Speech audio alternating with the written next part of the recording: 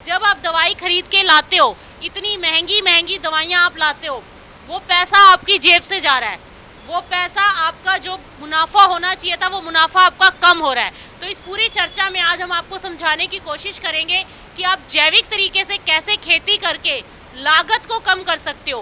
क्योंकि अभी जो आप लोग धनिया की यहाँ पर खेती कर रहे हो या गेहूँ उगाते हो या सोयाबीन उगाते हो, जो भी फसल आप लेते हो उसमें जो भी आप दवाइयाँ छिड़क रहे हो वो कहीं ना कहीं अज्ञानतावश आप छिड़क रहे हो।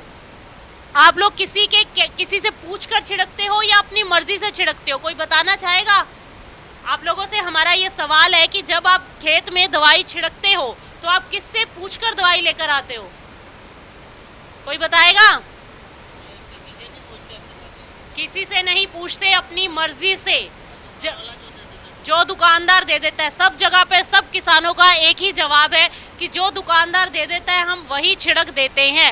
अब आप खुद सोचिए इस विषय को, जो अपने दिमाग पर जोर डालकर सोचिएगा। जब हम बीमार होते हैं तो क्या हम अपनी मर्जी से दवाई लेकर खा लेते हैं? घर में हमारा बच्चा बीमार हो जाए, माँ बीमार हो जाए तो हम ऐसा करते हैं? नहीं करते। तुरंत डॉक्टर के पास जाते हैं और जिस चीज़ की बीमारी है उसी डॉक्टर के पास जाते हैं। ऐसा तो नहीं है सिर दर्द है तो हम हड्डी के डॉक्टर के पास चले जाएंगे, उसी डॉक्टर के पास जाएंगे ना। लेकिन धरती के केस में, धरती क्या है? हमारी माँ है। उसके केस में हम क्या कर रहे हैं?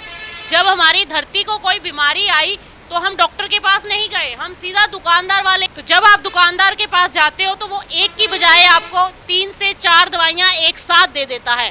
वो आप आकर अपने खेतों में छिड़क देते हैं, और वो भी मात्रा भी कितनी छिड़कते हो? जितनी दुकानदार कहता है उससे 2 गुनी, 3 गुनी, 4 गुनी, जितना मन किया। जब लगा कि इतना नहीं और बीमारी होगी, छिड़क दो, जल्दी से पौधा बड़ा होगा। तो ये कहीं ना कहीं प्रकृति के साथ खिलवाड़ है।